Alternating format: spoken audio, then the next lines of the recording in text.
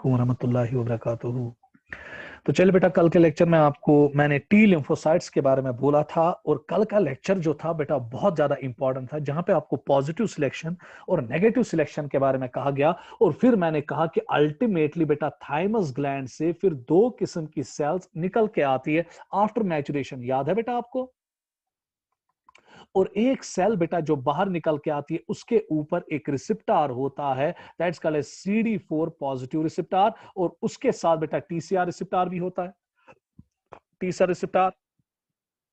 और एक और सेल बेटा वहां से निकल के आती है and that cell is called as बेटा शाबाश CD8 पॉजिटिव, जिसके ऊपर रिसेप्टर होता है। और इसमें एक और रिसेप्टर होता है दैट इज TCR। TCR इसलिए दैट मींस कि इन्होंने मैचुरेशन पूरी की है, इन्होंने पॉजिटिव सिलेक्शन में भी अपने बेटा आगे बढ़े और नेगेटिव सिलेक्शन में भी ये आगे बढ़े।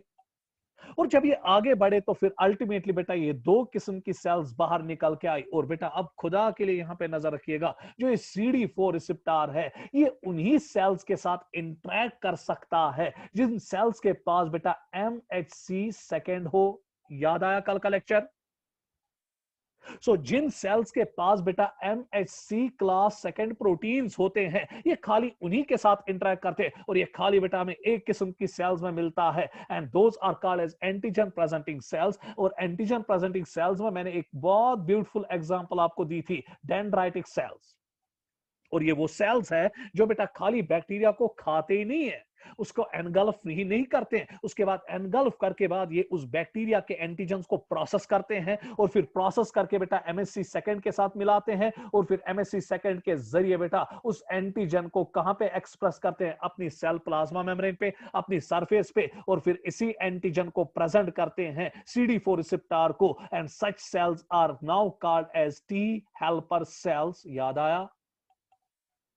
उसके बाद बेटा मैंने कहा था कि एक और ग्रुप ऑफ सेल्स बेटा आपके थाइमस ग्लैंड से बाहर निकल के आती है and those cells are called as cytotoxic T cells. याद आया? या T साइटोटॉक्सिक सेल कोई मारेगा नहीं बेटा, पहले T लाई या बीच में लाई कोई परेशानी नहीं। क्यों? क्योंकि साइटोटॉक्सिक T सेल्स के पास एक रिसेप्टर होता है that's called as CD8 receptor. C for cluster, D for differentiation. उसके बाद बेटा मैंने कहा था कि इस CD8 रिसेप्टर का खास किस्म के साथ इंटरेक्शन होती है that is MHC1 class proteins. और MHC क्लास 1 प्रोटीन्स आपको एवरी सेल पे मिलेगा। जो कोई भी आपकी बॉडी की सेल है उसमें अल्लाह पाक की कसम MHC1 होता है, इसमें कोई सेकंड थॉट ही नहीं है। एक्सेप्ट बेटा एक सेल मैंने कल के लेक्चर में कहा था and that's called as RBCs। RBCs के पास बेटा MHC1 प्रोटीन नहीं होता है, ये वाहिद तरीन सेल है क्योंकि इसमें बेटा न्यूक्लियस डिसइंटीग्रेट होता है। और जब न्यूक्लियस डिसइंटीग्रेट होता है तो उसकी वजह से बेटा वो जीन्स भी डिसइंटीग्रेट हो जाते हैं जो इसमें MHC1 बनाएंगे, क्योंकि RBCs आर डिन्यूक्लिएटेड सेल्स, उनमें न्यूक्लियस नहीं होता है। ये आपने बेटा पढ़ा है। अब इन शॉर्ट हमारे दिमाग में दो चीजें बस गई कि जो T हेल्पर सेल्स होती है उनमें CD4 रिसेप्टर होता है और ये CD4 रिसेप्टर बेटा एफिनिटी दिखाता है किसके साथ? MHC2 के साथ, जो आपको खाली एक किस्म ऑफ सेल्स पे मिलेगी दैट्स कॉल्ड एज APC। और APC में एक खास किस्म की सेल आती है that's called as dendritic cells. और उसके बाद बेटा आपको एक और सेल यहां से मिलती है एंड दैट्स कॉल्ड एज बेटा साइटोटॉक्सिक T सेल, जिसपे एक रिसेप्टर होता है that's called as CD8 positive receptor. और इसकी एफिनिटी होती है बेटा खाली MHC1 के साथ। और MHC1 आपको हर किसी सेल पे मिलेगा एक्सेप्ट RBCs। और याद रखिएगा बेटा कल का लेक्चर मैंने कहा था कि जो MHC1 होता है ये कभी भी दो इंडिविजुअल्स में सेम नहीं होता है, कभी भी नहीं, कभी भी नहीं, क्योंकि इसमें बहुत सारे जीन्स इन्वॉल्व हुए होते हैं। 224 जीन जो 6th क्रोमोसोम पे होते हैं वो मिलजुल के बेटा इस MHC1 और MHC2 को बनाते हैं। इससे इसमें ढेर सारी डाइवर्सिटी होती है। जितने ज्यादा जीन्स इन्वॉल्व होंगे उतनी डाइवर्सिटी भी क्या होगी? ज्यादा। तो जीनोटाइपिक डाइवर्सिटी है तो ऑटोमेटिकली फिनोटाइपिक डाइवर्सिटी भी आएगी। इसीलिए बेटा हम देखते हैं कि जो MHC1 है ये बेटा दो शख्सों में मिलता नहीं है। अब अगर बेटा आपके जिस्म में ये साइटोटॉक्सिक सेल है जिसके पास बेटा CD8 पॉजिटिव रिसेप्टर है, अब ये आपकी बॉडी में है, जब बेटा इसके सामने वो सेल आएगी जिसपे आपका MHC1 है, बेटा इस MHC1 के साथ के कुछ नहीं करेगा। क्यों? क्योंकि इसको इस MHC1 को दिखाया गया है तो इससे बेटा इसके खिलाफ हमला नहीं करेगी। अब अगर कोई फॉरेन सेल आएगी, इस फॉरेन सेल में बेटा अब MSC1 होगा ना, मगर ये MSC1 मासिव सेल पानसु MSC, ये मास MSC जिसको बेटा इसको दिखाया गया है थाइमस ग्लैंड में, ये डिफरेंट MSC है ना, क्योंकि बेटा डिफरेंट ह्यूमन बींग्स में MSC डिफरेंट है। अब अगर बेटा हमने क्या किया, ये बेटा इस इंसान की किडनी है खराब हो गई, अब मैंने क्या किया, मैंने दूसरे इंसान की किडनी लाई, इसमें भर दी without any testing, without any matching. तो इसका जो MSC1 है सुमाइस बेटा टूथ यूथ एमिस्पानसोस, तो नतीजन तौर पे ये CD4 रिसेप्टर जब इस नए MSC1 को देखेंगे जो बेटा इस ट्रांसप्लांटेड किडनी के जरिए इस शख्स की बॉडी में आया, तो अल्लाह पाक की कसम ये इसके खिलाफ हमला बोल देंगे और इस किडनी की धज्जियां उड़ा देंगे। सर दिल क्या है इसका डॉक्टर किडनी ट्रांसप्लांट? मुझे किसी बच्चे ने क्वेश्चन भी पूछा था कल, क्योंकि मैंने कल इसका जवाब नहीं दिया था, आज बेटा दे रहा हूं। फिर क्वेश्चन ये उठेगा, सर फिर डॉक्टर कैसे किडनी ट्रांसप्लांट सोच सकते हैं? क्योंकि आपने अभी कहा कि दो लोगों में MSC कभी मैच नहीं होता है, तो फिर डॉक्टर कैसे बेटा इसको शाबाश ट्रांसप्लांट करता है, किडनी को हार्ट ट्रांसप्लांट करता है, लंग्स ट्रांसप्लांट करता है, लिवर ट्रांसप्लांट करता है। तो मेन ऑर्गन्स है जो बेटा आज ट्रांसप्लांट हो रहे हैं बेटा मेडिकल साइंस में। कैसे? MSC तो मिलेगा ही नहीं दो इन लोगों का, कभी भी नहीं मिलेगा। वाह बेटा, अब देखिए होता क्या है, इसकी एक मैचिंग होती है। देखिए बेटा, अब अगर हम देखेंगे, अगर मैचिंग पे हम आएंगे 6x6 मैचिंग, 6x6 मैचिंग का मतलब ये हुआ कि MSC दोनों शख्सों का सेम है, और ये खाली तब हो सकता है जब ये ट्विंस होंगे, और वो भी बेटा मोनोजाइगोटिक ट्विंस। इसलिए बेटा अगर मोनोजाइगोटिक ट्विंस के बीच में हम किडनी ट्रांसप्लांट करते हैं, लंग ट्रांसप्लांट करते हैं, हार्ट ट्रांसप्लांट करते हैं, अल्लाह पाक की कसम वो कभी रिजेक्ट ही नहीं होगा। क्योंकि बेटा मोनोजाइगोटिक ट्विंस में genotype same, MSC same, MSC से सॉरी बेटा gene same, MSC same, MSC same, तो कोई रिजेक्शन नहीं होगी, कोई बेटा रिएक्शन नहीं होगी। मगर अगर अब बेटा ये मोनोजाइगोटिक ट्विंस नहीं है, मामा हर किस बेटा मोनोजाइगोटिक ट्विन, अगर बेटा टाइपिंग हम करते हैं, HLA टाइपिंग इसको कहते हैं, या MSC टाइपिंग करते हैं, सो इंशाल्लाह जब आप डॉक्टर बनोगे, स्पेशली अगर आपने कोई शाबाश रिनल स्पेशलिस्ट बना, किडनी का स्पेशलिस्ट बना, आप बेटा उसको किडनी ट्रांसप्लांट करना है, अब उसके पास दो शख्स है, एक डोनर है और दूसरा रिसिपिएंट है। डोनर वो है जो किडनी देगा और रिसिपिएंट वो है जो किडनी को लेगा। बेटा अब वो क्या करता है, वो डोनर का HLA या MHC टाइपिंग करता है और रिसिपिएंट की भी MSC टाइपिंग करता है। अगर बेटा 6/6 तो कभी नहीं मिलेगा, अगर ये मिला बेटा 5/6 या 4/6, सो दैट मींस कि बेटा अगर ये 70 to 80% मिल रहा है, 100% कभी नहीं मिलेगा, तो डॉक्टर गो फॉर ट्रांसप्लांट।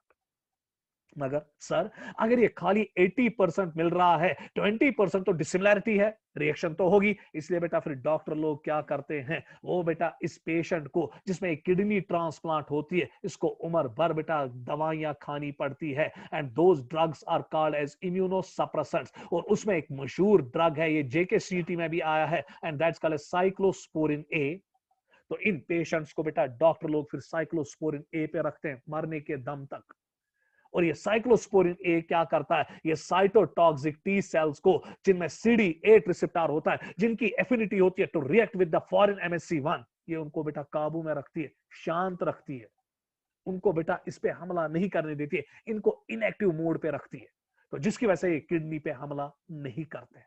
यही वजह है कि बेटा जब हम किडनी ट्रांसप्लांट करते हैं, उसके बाद जो रिसिपिएंट होती है उसकी एज जो होती है, आमतौर मेडिकल साइंस में कहा जाता है कि ये 15 साल तक जिएगा इस किडनी को लेकर। समझ में आ गया? 15 साल ये मैक्सिमम कहते हैं। हाँ बेटा कुछ तो 18 साल 20 साल, दैट आर द एक्सेप्शंस। और आमतौर अगर हम मेडिकल साइंस में देखते हैं, हाईएस्ट उसके बाद जब ये जिएगा 15 इयर्स तक जिएगा। क्यों? क्योंकि साइक्लोस्पोरिन A खाने की वजह से इसकी इम्यूनिटी फिर बहुत ज्यादा कमजोर हो जाती है। क्यों? क्योंकि बेटा CD8 रिसेप्टर वाली सेल जो साइटोटॉक्सिक सेल्स होती है, उनको बेटा इनहिबिशन मोड पे रखा जाता है। इससे बेटा इसको इन्फेक्शन होने के भी ज्यादा चांस है। इसलिए बेटा इंशाल्लाह जब आप डॉक्टर बनोगे, किडनी ट्रांसप्लांट स्पेशलिस्ट बनोगे, जिसमें भी आप किडनी ट्रांसप्लांट करोगे, MSC तो 100% कभी नहीं मिलेगा, MSC टाइपिंग, HLA टाइपिंग तो 100% कभी नहीं मिलेगी। तो आप बेटा उसके बाद उसको प्रिस्क्राइब करोगे, आप जी दवाइयां खाओ, इम्यूनोसप्रेसेंट्स आपको लेने पड़ेंगे, साइक्लोस्पोरिन A लेने पड़ेंगे, क्योंकि जितना आप बेटा गंदे रहोगे तो आपको इन्फेक्शन होने का चांस ज्यादा रहेगा। साफ खाना खाना, बॉइल करके पानी पीना, मास्क लगा के चलना। आप देखोगे बेटा जब कोरोना से पहले कुछ लोगों को आप मास्क लगाते हुए देखते हो, देखा होगा, आमतौर बेटा किडनी ट्रांसप्लांट पेशेंट्स वालों को आमतौर मास्क हमेशा लगानी पड़ेगी, क्योंकि इनको इन्फेक्शन होने का चांस क्या होता है ज्यादा, क्योंकि इनको साइक्लोस्पोरिन ए वजह से बेटा इनकी साइटोटॉक्सिक टी सेल जो होती है जिनमें CD8 रिसेप्टर होता है, उनको बेटा साइलेंट मोड पे रखा जाता है इस दवाई की वजह से, ताकि ये किडनी पे हमला न करे, जो ट्रांसप्लांटेड किडनी। क्लियर? आगे बढ़ेंगे। चल बेटा नजर बराबर रखो, खुदा के लिए बेटा नजर बराबर रखिएगा। तो अब हम बेटा आएंगे आज के लेक्चर पे कि आज के लेक्चर में अब हम क्या पढ़ेंगे। प्लीज बेटा नजर बराबर, पैनी नजर रखिएगा, बराबर नजर रखो। Activation of T lymphocytes. अब हमने बेटा देखा कल के लेक्चर में कि लिम्फोसाइट्स अब कैसे बने थाइमस ग्लैंड में, through positive selection and negative selection. वो हमने कल के लेक्चर में आपको पढ़ाया था। आज के लेक्चर में अब हम देखेंगे कि ये टी लिम्फोसाइट्स कैसे एक्टिव होते हैं। ऐसा नहीं है कि बेटा आपकी बॉडी में कोई एंटीजन आया, कोई पैथोजन आया तो बस बेटा अब टी लिम्फोसाइट्स बेटा हमला करेंगे, काम करेंगे ना। इनको जरूरी बेटा पहले एक्टिवेट होना पड़ता है। इसलिए बेटा जो आमतौर सेल मीडिएटेड इम्यूनिटी है या ओवरऑल एक्वायर्ड इम्यूनिटी है, इसको जरूरी बेटा पहले क्या होना पड़ता है, एक्टिवेट। सो जब तक इसको एक्टिवेट नहीं किया जाएगा तब तक अल्लाह पाक की कसम ना टी लिम्फोसाइट्स काम करेंगे अच्छी तरह से और ना ही बी लिम्फोसाइट्स काम करेंगी। अब ये एक्टिवेट कैसे होते हैं, सबसे पहले हम किसको देखेंगे बेटा, टी लिम्फोसाइट्स कैसे एक्टिवेट होंगे, क्योंकि लेक्चर टी लिम्फोसाइट्स पे चल रहा है तो इसको ही एक्टिवेशन हम पहले देखेंगे, फिर देखेंगे कि बी लिम्फोसाइट्स कैसे एक्टिवेट हो जाते हैं। तो देखिए बेटा अब टी लिम्फोसाइट्स कैसे एक्टिवेट हो जाते, प्लीज नजर रखिएगा। मैंने आपको जब बेटा पढ़ाया था बैरियर्स, बेटा फाइगोसाइटिक बैरियर्स, या जब मैं आपको इनेट इम्यूनिटी पढ़ा रहा था, प्लीज बेटा आज नजर रखो लेक्चर पे। आज बेटा बहुत चीजें समझोगे जो आपको बेटा पता नहीं है। तो जब मैंने इनेट इम्यूनिटी पढ़ाई थी तो वहां पे बेटा मैंने मैक्रोफॉजेस का जिक्र किया था, अगर आपको याद होगा तो इन्हीं मैक्रोफॉजेस में बेटा मैंने एक सेल का जिक्र किया था and that is called as antigen presenting cells. और जो एंटीजन प्रेजेंटिंग सेल है जिसको हम शॉर्ट फॉर्म में बेटा APCB कहते हैं। सॉरी बेटा किसी ने मुझे मैसेज भेजी कि सर जिन में किडनी ट्रांसप्लांट की जाती है वो फिर क्या है, वो क्यों शरारती होते हैं, और मैंने ये भी देखा है कि उनकी कुछ ब्लड वेसल्स को कट भी किया जाता है। बेटा किसने कहा आपको वो शरारती हो, क्या मसला है, क्या बोलते हो ब्लड वेसल्स को कट किया जाता है, ठीक है। चलो मैं बेटा वो कल दिखाऊंगा आपको कि कैसे किडनी ट्रांसप्लांट करते हैं, मेरा वीडियो भी उसके पास है। तो कल अगर मैं 5 मिनट को दिखाऊंगा तो कल मैं इसको अपलोड करके रखूंगा और आपको मैं दिखाऊंगा। बाकी शरारती वरारती कुछ नहीं होते बेटा, समझ में आ गया। देखिए बेटा जब किसी को, सपोज आपने देखा होगा कि जब किसी को बेटा हम ऑपरेट करते हैं, ठीक है, उसके बिहेवियर में चेंज आती है। ऐसा नहीं है कि आपने देखा होगा किसी को किडनी ट्रांसप्लांट किया गया होगा, पता है शरारत वो बेटा शरारत किडनी ट्रांसप्लांट की वजह से नहीं चढ़ता है। सुशी इसलिए खसा क्योंकि बेटा अनॉय हुआ होता है। खुद सोचो बेटा जिसकी किडनी खराब हुई तब इसको डिप्रेशन आएगा, उसके बाद जब ट्रांसप्लांट हुआ तो फिर उसके बाद दवाइयां जो देनी पड़ती है, ठीक है, तो उसकी वजह से वो थोड़ा बहुत इरिटेटिव बन जाता है। नहीं तो बेटा किडनी ट्रांसप्लांट से या कोई भी ऑर्गन ट्रांसप्लांट करने से हाँ बा शाबाश बेटा शरारती इंसान नहीं बनता। हाँ बेटा इसके नीचे बहुत सारे अब वन नहीं भलाए वन, ठीक है, फिर तो बेटा दिन इसी में सब कुछ कट जाएगा, लेक्चर सब कुछ इसमें कट जाएगा, ठीक है। हाँ बेटा एक चीज देखा गया है कि अगर किसी का ऑर्गन किसी में ट्रांसप्लांट किया जाता है तो उस इंसान की जो कुछ बेटा चीजें होती है, समझ में आ गया, चीज मेमोरी बेस्ड सोचे इंसान उसमें ट्रांसफर कर, क्योंकि बेटा साइंटिस्ट मानते हैं कि हर किसी सेल में मेमोरी होती है। झूठ सुनिस बलाय मगर सिवा तोर को वहां पर तो गॉट इम्यूनिटी इस करोगे 12th बोर्ड एग्जाम पास इंशाल्लाह पत वुशो बेटा ये मौके मिले तो यम चीज ते पारो, और जब इंशाल्लाह आप हायर स्टडीज पे जाओगे, डॉक्टर बनोगे तो सारी चीजें बेटा आमतौर सीख जाओगे इंशाल्लाह एक एक करके। तो चलिए व्हेन टी लिम्फोसाइट्स, अब देखिए बेटा मैं अपने चीज से भटक गया, तो देखिए यहां पर मैंने आपको कहा था कि मैक्रोफॉज में एक सेल होती है and that cell is called as APC, antigen presenting cell.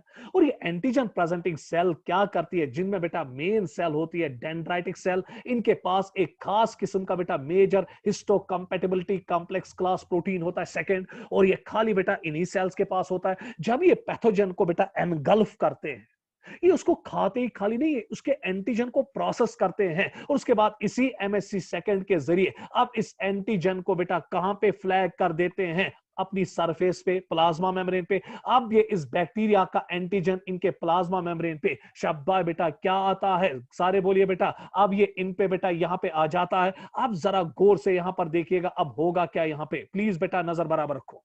जब इन्होंने अब एंटीजन को यहां पे लाया, तो ये एंटीजन जब यहां पे आया, तो ये बेटा अब इसकी सरफेस पे आया, वापस। तो सरफेस पे बेटा जब ये वापस आया, तो अब देखिए सरफेस पे एंटीजन आया, तो उसकी वजह से अब देखिए बेटा यहां पे क्या होगा।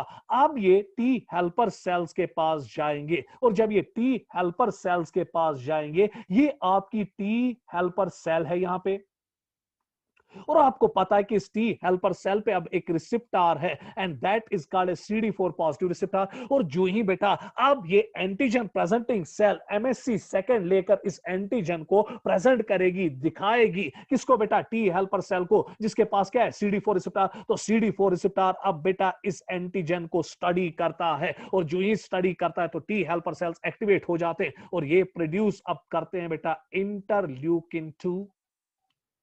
और जब ये इंटरल्यूकिन 2 प्रोड्यूस करते हैं, तो इसकी वजह से बेटा जो टी लिम्फोसाइट्स है, अब ये मल्टीप्लाई करती है, बहुत तेजी के साथ मल्टीप्लाई करती है इंटरल्यूकिन 2 के जरिए। और यही इंटरल्यूकिन 2 अब बेटा इन लिम्फोसाइट्स को 4 सेल्स में तब्दील करता है, T helper cells, T cytotoxic cells, T suppressor cells and T memory cells. याद था। सो यही तो मैंने लिखा है यहाँ पे, when T lymphocytes with CD4 receptors are sensitized by antigen presenting cells, they secrete interleukin 2, which helps in proliferation and differentiation of lymphocytes into 4 types. So ये lymphocytes को अब ज्यादा से ज्यादा T lymphocytes को मल्टीप्लाई करवाता है interleukin 2, मगर तीस कालस ने interleukin 2 किन इस कालस ने बेटा antigen presenting cell with the help of MHC2 किसको एक्टिवेट करेगी, T helper cell through its CD4 receptor। और once बेटा T helper cell through CD4 receptor activate हो गए through antigen presenting cells, तो वो बेटा interleukin 2 प्रोड्यूस करते हैं, जो पॉलिफरेशन और डिफरेंशिएशन करता है किनकी बेटा, टी लिम्फोसाइट्स की, और कितने किस्म की सेल्स बेटा जनरेट कर देता है। शाबाश, सारे बोलो बेटा, 4 किस्म की सेल्स।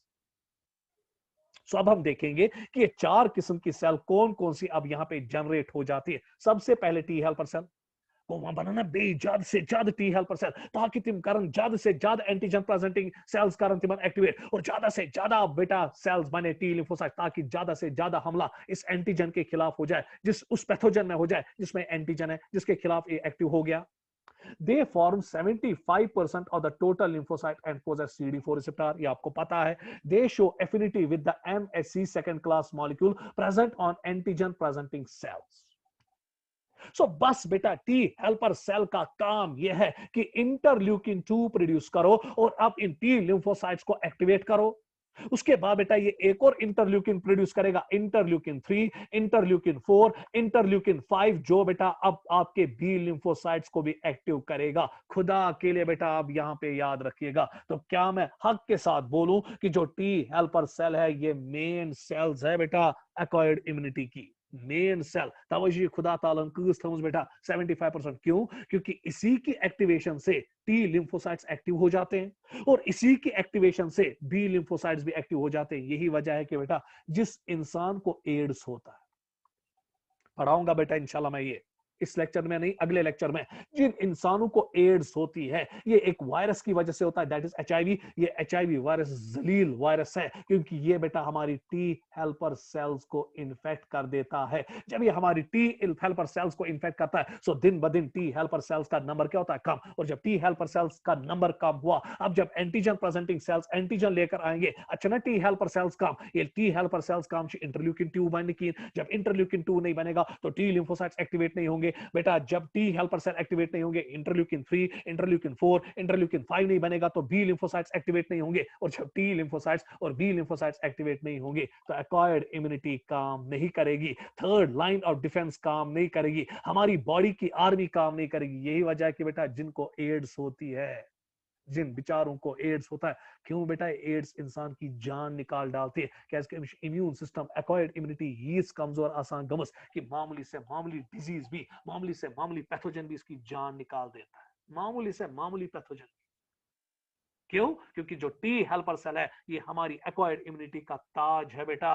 सोलर सिस्टम है, क्योंकि इसी की वजह से इंटरल्यूकिन की 2 की वजह से जो ये रिलीज करता है उसकी वजह से टी लिम्फोसाइट्स एक्टिवेट होता है और इंटरल्यूकिन 3, 4 और 5 की वजह से बी लिम्फोसाइट्स एक्टिवेट हो जाते हैं। और इसीलिए कुछ बच्चे बेटा मुझे क्वेश्चन करते हैं जब मैं एड्स पढ़ाता हूं, सर अगर टी हेल्पर सेल खत्म हो रही है, बी सेल छन सर तुम नहीं तो कोई और सही, अब बी सेल्स हमारा काम करेंगे मगर बी सेल्स भी मोहताज है किसकी बेटा, टी हेल्पर सेल्स की, क्योंकि एक्चुअल एंटीजन प्रेजेंटिंग सेल्स जो है जब वो एंटीजन को खा के फिर एंटीजन प्रेजेंट करती है वो बी लिम्फोसाइट्स को प्रेजेंट नहीं करती है, वो बेटा खाली टी हेल्पर सेल्स को प्रेजेंट करती है। फिर यही टी हेल्पर सेल्स बेटा टी लिम्फोसाइट्स को और बी लिम्फोसाइट्स को एक्टिव करता है through interleukin 2, interleukin 3, 4, 5 respectively.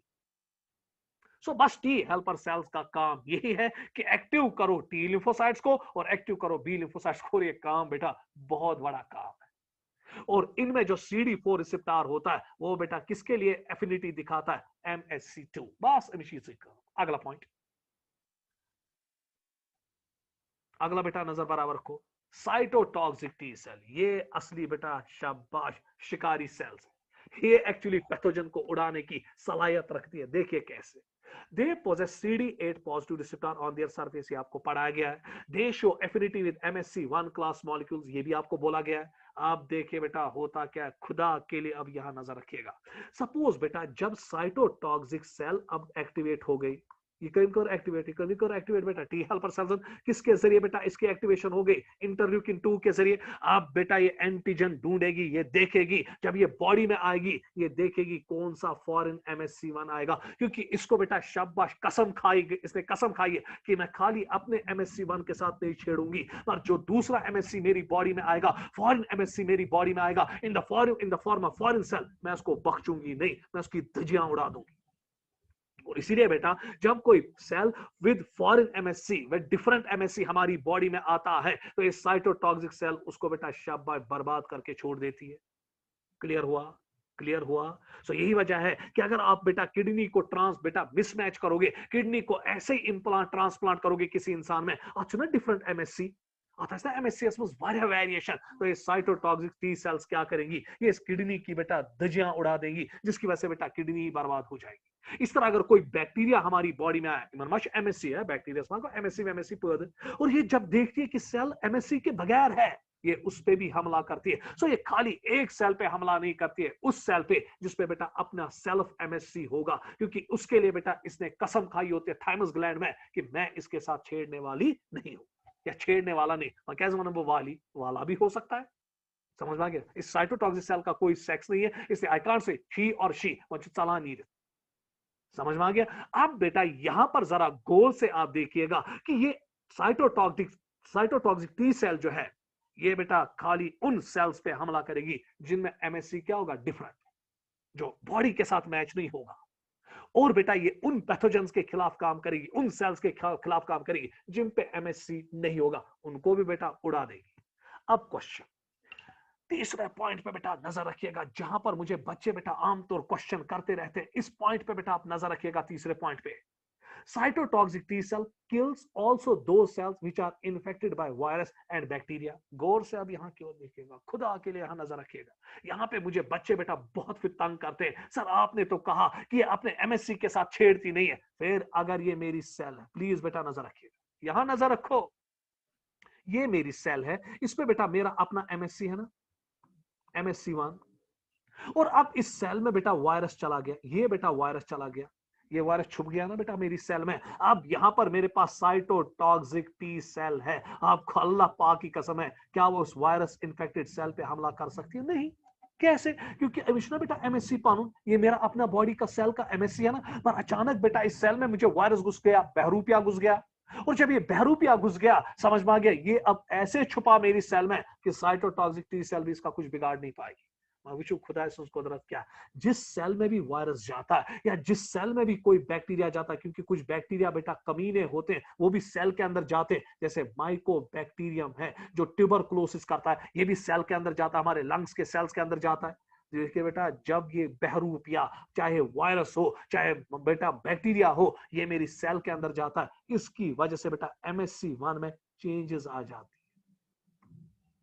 MSC1 में बेटा वेरिएशंस आती है। और जब साइटोटॉक्सिक टी सेल देखती है कि MSC1 में वेरिएशन है, ये इसको भी बेटा एज फॉरेन सेल ट्रीट करती है और इसको धजियां उड़ा देती है। सो नो डाउट बेटा ये वायरस रोज चूरी en dapi wallahi mein hasa rudus insan se cell mas ये बैक्टीरिया ये माइकोबैक्टीरियम तो रोज चूरी बेटा मैंने सेल मस मगर बेटा जब ये सेल के अंदर जाता है इसकी वजह से बेटा जो हमारा अपना एमएससी होता है उसमें चेंजेस आती है, उसमें वेरिएशंस आती है और इन छोटी छोटी वेरिएशंस को भी साइटोटॉक्सिक टी सेल पकड़ लेती है और इस सेल को बेटा खत्म कर देती है। आज के बाद अगर आपको कोई कहेगा कि कैसे साइटोटॉक्सिक टी सेल उन सेल्स पे हमारी अपनी सेल्स पे हमला कर देती है, if bacteria do not have MSC1 then how one, बेटा मैंने अभी कहा ना, एक बच्चे ने मुझे क्वेश्चन पूछा कि अगर बैक्टीरिया जो है इसमें MSC1 नहीं है, इसमें MSC1 नहीं है, तो फिर इसके खिलाफ कैसे बेटा हमारी जो टी साइटोटॉक्सिक सेल्स है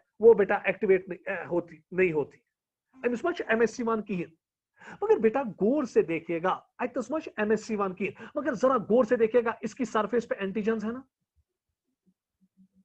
एंटीजेंस, और ये एंटीजेंस को प्रोसेस करके शाबाश बेटा इस टी हेल्पर सेल को दिखाया गया ना, और टी हेल्पर सेल ने एक्टिवेट किया ना साइटोटॉक्सिक सेल को इस एंटीजन के लिए, और बेटा जहां पर भी ये साइटोटॉक्सिक सेल इस एंटीजन को देखेगी, इस बैक्टीरिया को देखेगी विद दैट एंटीजन, ये उसको मार डालेगी बेटा। सो MSC1 रिकॉग्नाइजेशन से खरी टू बचाव उन सेल्स को जो हमारी अपनी सेल्स है, समझ में आ रहा है, ये उन्हीं सेल्स के लिए बचाव जो हमारी अपनी सेल्स है।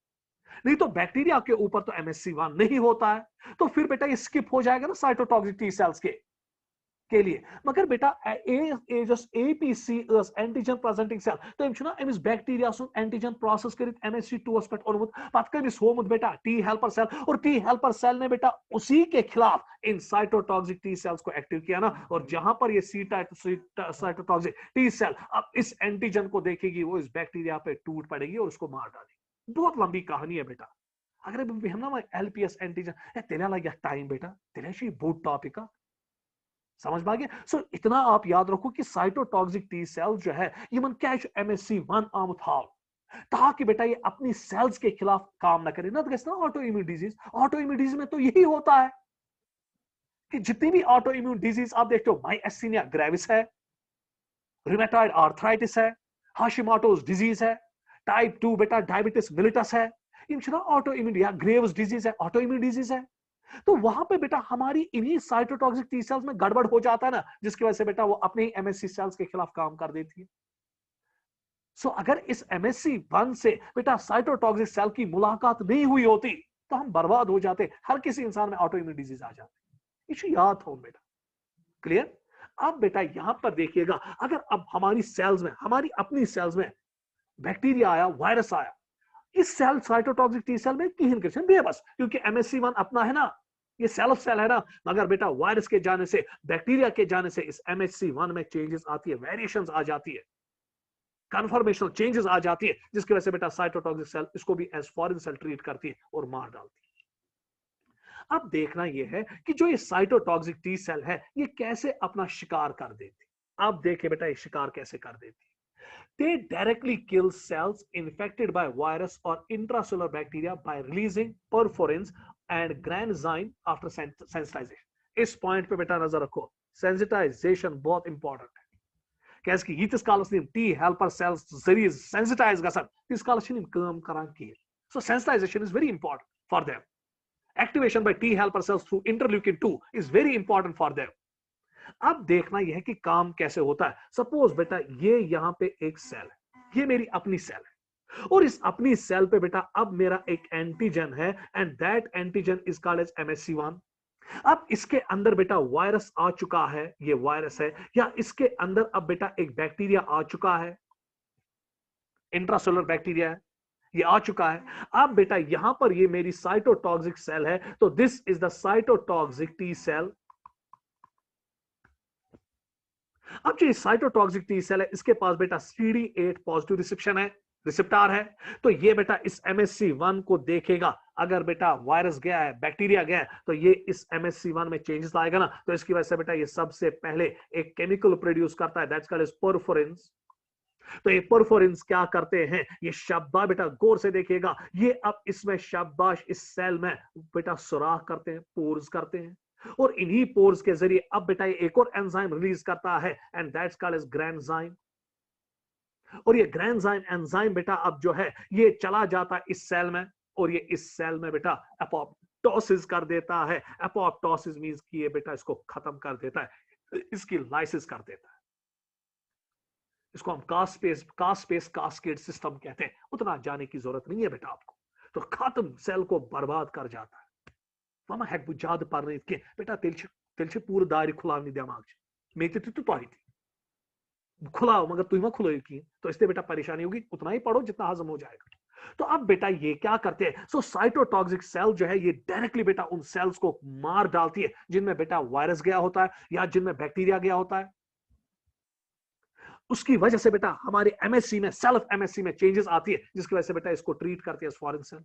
अब अगर बेटा कोई फॉरेन सेल ही आई, सपोज किडनी ट्रांसप्लांट हुआ, उस पे बेटा MSC1 है ना यहाँ पे, और ये MSC1 टोटली डिफरेंट है ना फ्रॉम द सेल्फ MSC1। तो अब ये बेटा CD4 रिसेप्टर जब इसके साथ इंटरेक्ट करेंगे तो ये बेटा इसको डिटेक्ट करेंगे एज फॉरेन सेल, और जब डिटेक्ट हो जाएगा फॉरेन सेल तो सबसे पहले क्या रिलीज होगा बेटा, परफोरिन्स। परफोरिन्स क्या करेंगे, सुराख, और उसके बाद क्या रिलीज होगा, ग्रेनिजाइम, और ये ग्रेनिजाइम इस सेल की मौत का बेटा सबब बनेगी और इस सेल को खत्म करेगी। अब अगर ये बैक्टीरिया होगा तो बैक्टीरिया को कैसे मारा जाएगा बेटा, बैक्टीरिया के ऊपर एंटीजन है, MSC नहीं है, मगर से बेटा एंटीजन तो है ना, जिसके खिलाफ बेटा टी हेल्पर सेल ने इसको एक्टिवेट किया, तो इस एंटीजन को ढूंढ के शाबाश बेटा इसमें परफोरिन्स लाएगी, ग्रेनिजाइम डालेगी और इस बैक्टीरिया को भी खत्म करेगी, ऑल्दो इसमें MSC1 नहीं था। उसके बाद बेटा perforins produce pores in the cells infected by pathogen through which granzyme enters into these cells and induces their death.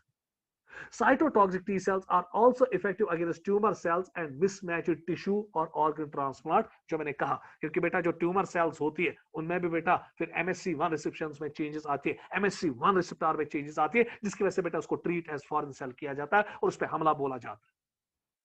Clear? Next slide, इसका स्क्रीनशॉट लीजिएगा बेटा जल्दी। Next slide, suppressor T cells. आप बेटा यहां पर गौर से देखिएगा, ये आपको पहली बार ये सेल पढ़नी। अब ये सप्रेसर टी सेल क्या होता है? देखिए बेटा कानून है कि जब भी कोई चीज हदों से गुजर जाएगी उसका कोई ना कोई एंटागोनिस्टिक है। सो अल्लाह पाक ने हर किसी चीज का एगोनिस्ट भी रखा है और एंटागोनिस्टिक भी रखा है। एंटागोनिस्टिक जो अपोज करेगा। सो जब बेटा टी हेल्पर सेल्स एक्टिवेशन करती है, इंटरल्यूकिन 2 बना रही है, इंटरल्यूकिन 2 बनाने की वजह से बेटा टी साइटोटॉक्सिक सेल्स का नंबर इंक्रीज होगा, और बेटा जब टी साइटोटॉक्सिक सेल्स इंक्रीज होंगे, इनका नंबर इंक्रीज होगा ना, इम्यूनिटी का ज्यादा खुद जाती है। मगर बेटा इस पे पानी भी डालना है ना, क्योंकि इम्यूनिटी में तीस तेज पद गसिन, तीस एग्जैजरेटेड गसिन कि हमें बॉडी को मुसीबत डालेगी। कोरोना में क्या होता है बेटा, कुछ नहीं।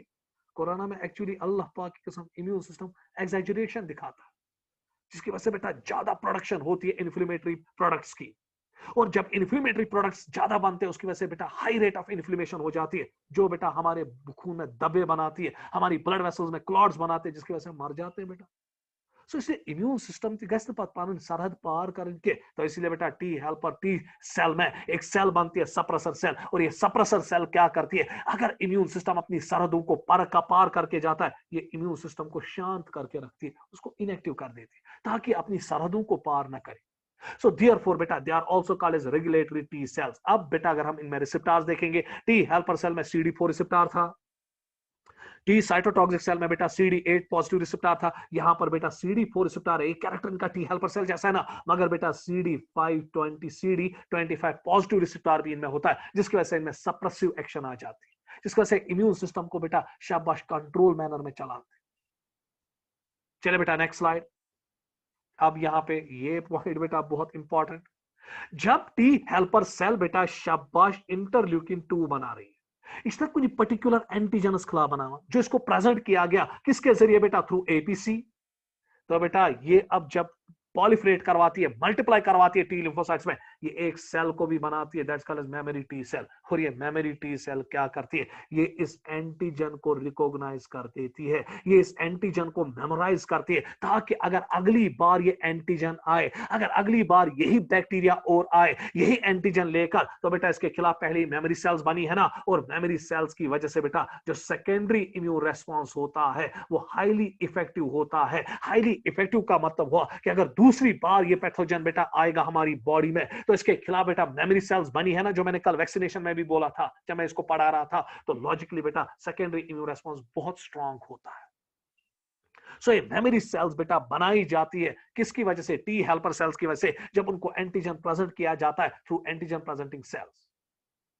तो बेटा हमला भी थ्रू साइटोटॉक्सिक टी सेल्स, शाबाश, सप्रेशन भी थ्रू बेटा टू टी सप्रेसर सेल्स, और बेटा मेमोरी भी through memory T cells.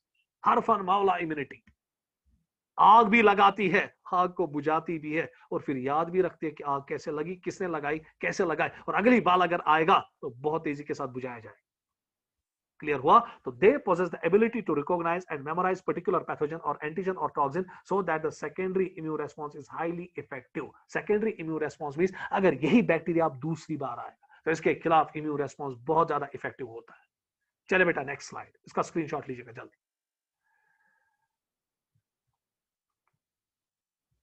B lymphocytes. तो नेक्स्ट स्लाइड पे अब आइए आप बेटा, बी लिम्फोसाइट्स। तो after T lymphocytes now we will come to the B lymphocytes, और फिर देखेंगे बेटा जो ये बी लिम्फोसाइट्स है एक इम्यूनिटी को कंट्रोल करती है, एंड दैट इज ह्यूमोरल और एंटीबॉडी मीडिएटेड इम्यूनिटी। इसको क्यों बेटा हम एंटीबॉडी और ह्यूमोरल मीडिएटेड इम्यूनिटी कहते हैं? क्योंकि B lymphocyte directly micro organism को किल नहीं करते, जैसे बेटा T cytotoxic cell directly micro organism को किल करते हैं, पैथोजन को किल करते हैं। ये बेटा क्या करते हैं? ये प्रोड्यूस करते हैं एंटीबॉडीज, और एंटीबॉडीज के जरिए अपना हमला करते हैं। तो कैसे, वही अब हम देखेंगे। lymphocytes which are preprocessed in bone marrow are called as B lymphocytes, जबकि T lymphocytes बेटा कहां पे प्रीप्रोसेस होते थे? शाबाश, थाइमस ग्लैंड पे, मगर ये प्रीप्रोसेस कहां पर होते हैं? बोन मैरो में। इसलिए बेटा इनके ऊपर एक रिसेप्टर होता है BCR, bone marrow cell receptor, उसको हम थाइमस सेल रिसेप्टर कहते थे, TCR, इसको क्या कहते हैं? BCR। मगर बेटा जब हम बर्ड्स में देखते हैं उनमें बोन मैरो की एक्टिविटी कम होती है। सो बोन मैरो में बेटा अगर बर्ड्स में बोन मैरो की एक्टिविटी कम है, फिर उनमें कहां पे बेटा शाबाश बी लिम्फोसाइट्स बनते हैं? बर्ड्स में बेटा प्री प्रोसेसिंग और मैचुरेशन ऑफ बी लिम्फोसाइट्स होती है in a specialized lymphoid organ called bursa of Fabricius.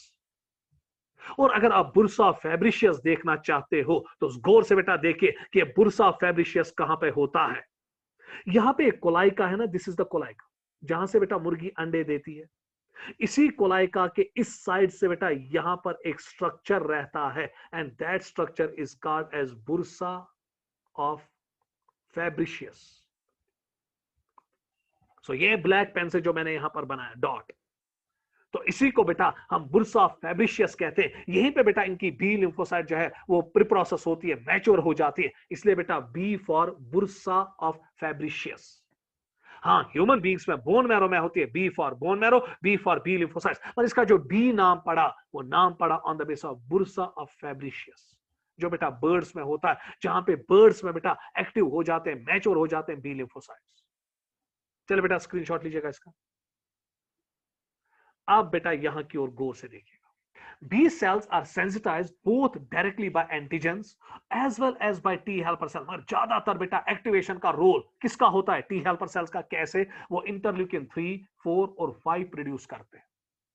सो जब टी हेल्पर सेल को शाबाश एंटीजन प्रेजेंटिंग सेल एक्टिवेट कर देती है, तो उसकी वजह से बेटा अब टी हेल्पर सेल्स क्या प्रोड्यूस करते हैं? इंटरल्यूकिन 3, 4 एंड 5, जो बेटा अब ब्लड के जरिए जाता है और बी लिम्फोसाइट्स को एक्टिव करता है। और जब बी लिम्फोसाइट्स एक्टिवेट होते तो होता क्या है? टी लिम्फोसाइट्स एक्टिवेट होने के बाद कितनी सेल्स बनाते थे? 4। और जब B cells B lymphocytes activate होते हैं तो ये 2 सेल्स बनाते हैं, B plasma cells and B memory cells. ये भी मेमोरी सेल्स बनाते हैं बेटा इस एंटीजन के खिलाफ। अब बेटा गौर से देखिएगा, ये बी प्लाज्मा सेल अब कैसे इस एंटीजन को खत्म करने की सलाहियत रखती है। बी प्लाज्मा सेल या B plasma cell produce only a particular type of antibody specific for antigen. अब बेटा ये बी प्लाज्मा सेल्स क्या करते हैं? ये इस एंटीजन के खिलाफ क्या बनाते हैं? एंटीबॉडी, ताकि एंटीबॉडीज इस एंटीजन को खत्म करें, न्यूट्रलाइज करें, बर्बाद करें। Each plasma cell can produce 200 molecules of antibody। अब नजर रखो, पर सेकेंड, एक सेकेंड में एक प्लाज्मा सेल 200 मॉलिक्यूल्स एंटीबॉडीज की बनाती है। और अगर हम 24 घंटे में जाएंगे पर डे तो इसका नंबर 20 ट्रिलियन होता है। पाने विश्व बेटा इम्यून सिस्टम कूद खतरनाक। कितने बेटा तरफ से, कितने कॉर्नर्स की तरफ से इस पैथोजन को हमला करता है। इनेट की तरफ से भी, एक्वायर्ड की तरफ से भी, टी लिम्फोसाइट्स की तरफ से भी, बी लिम्फोसाइट्स की तरफ से भी, मैक्रोफेजेस की तरफ से भी, न्यूट्रोफिल्स की तरफ से भी, हर किसी तरफ से हमला बोला जाता है। ट्यूमर नेक्रोसिस फैक्टर के जरिए बेटा, साइटो इंटरफेरॉन्स के जरिए, हर किसी तरफ से बेटा इस पे हमला बोला जाता है। और खुद देखो बेटा, एक दिन में एक प्लाज्मा सेल 20 ट्रिलियन मॉलिक्यूल्स बनाती है एंटीबॉडीज की। तो कितनी सटीक तरीके से ये इम्यूनिटी हमारी बॉडी के लिए काम करती है। तो यहां पर बेटा आपको बी लिम्फोसाइट्स की डायग्राम दी गई है, और ये बी लिम्फोसाइट्स पे एक रिसेप्टर है, and that's called as BCR receptor. इसी की वजह से बेटा इनका नाम पड़ा बी लिम्फोसाइट। दैट मींस इनकी मैच्योरेशन कहां पे हुई है बेटा? बोन मैरो में, या in case of birds it occurs in bursa Fabricius. तो चले बेटा इसका लीजिए आप स्क्रीनशॉट जल्दी। Mechanism of antibody action. अब ये एंटीबॉडी कैसे अपना काम करती है, इसका वे ऑफ मैकेनिज्म क्या है, काम करने का तरीका क्या है, कैसे एंटीजेंस को खत्म करती है। मुझे पानी पीने पे दो बेटा, एक मिनट।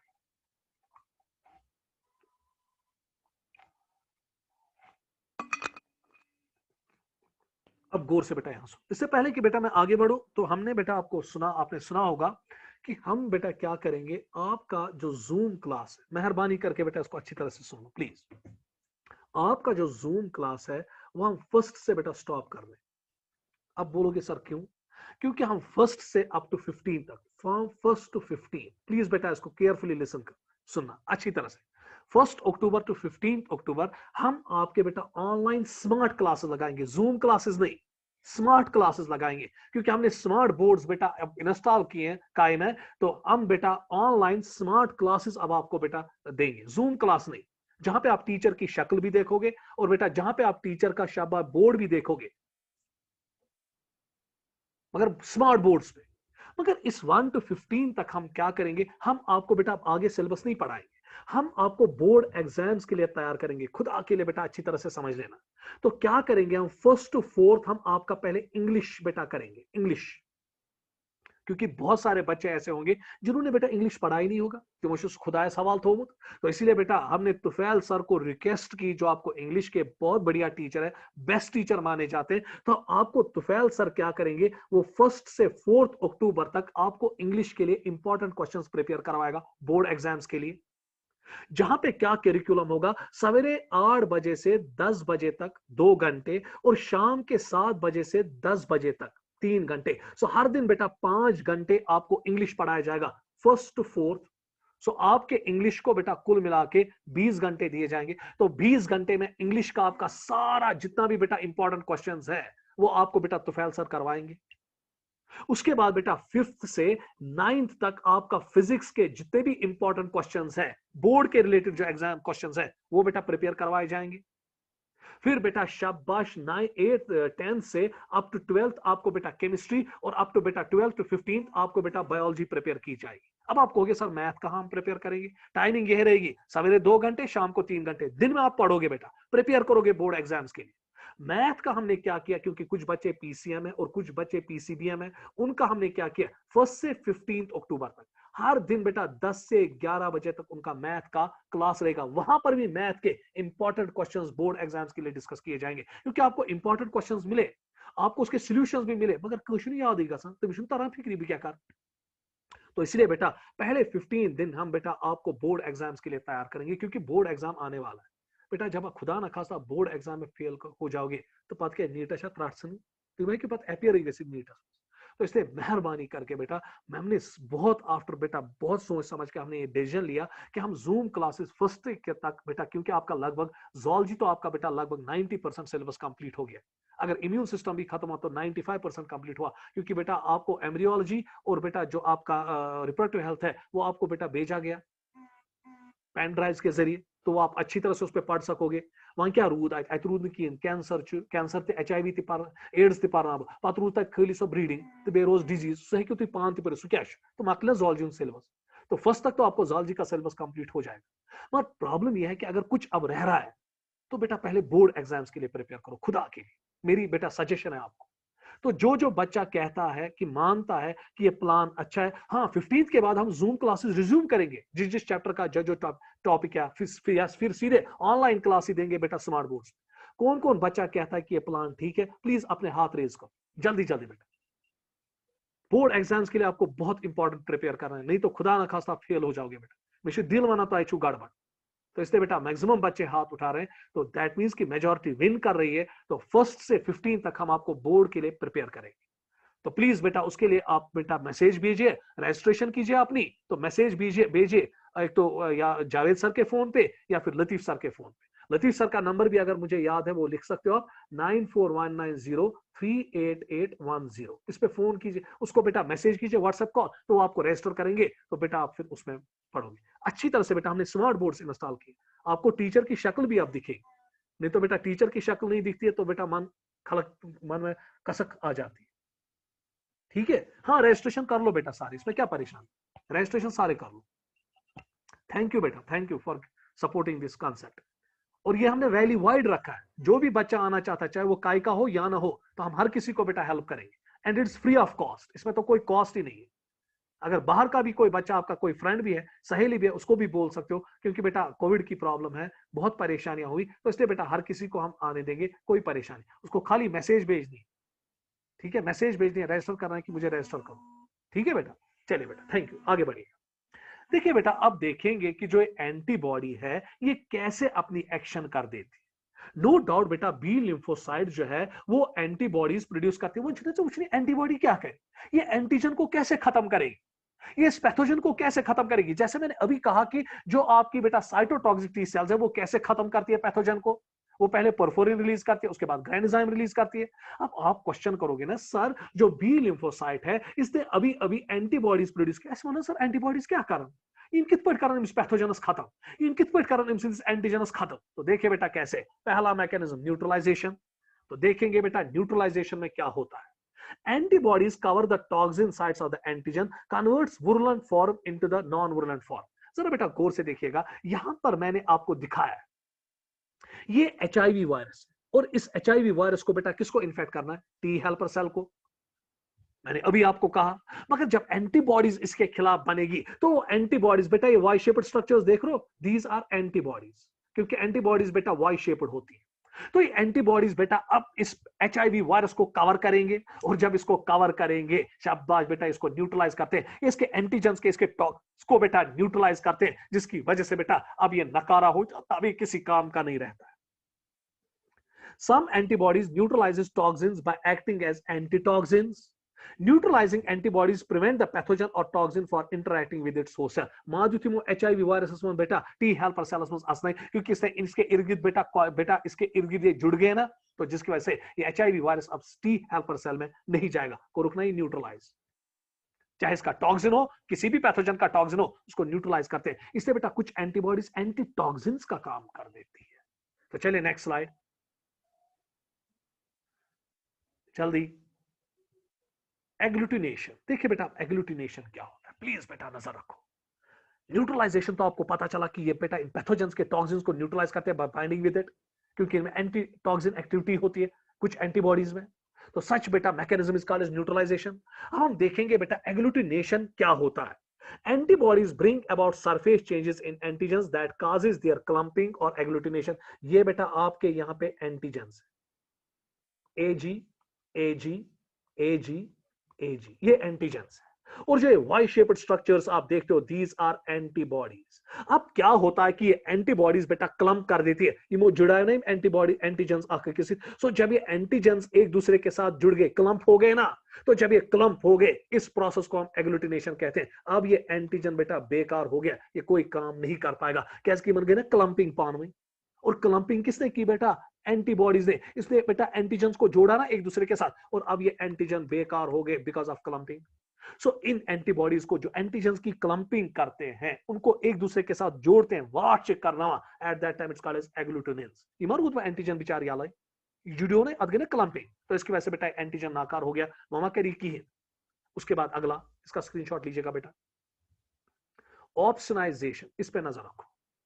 देखिए बेटा कुछ एंटीबॉडीज क्या करती है, वो पैथोजन या एंटीजन के सरफेस के साथ जुड़ जाती है। सपोज बेटा ये यहां पे कोई एंटीजन है या कोई पैथोजन है।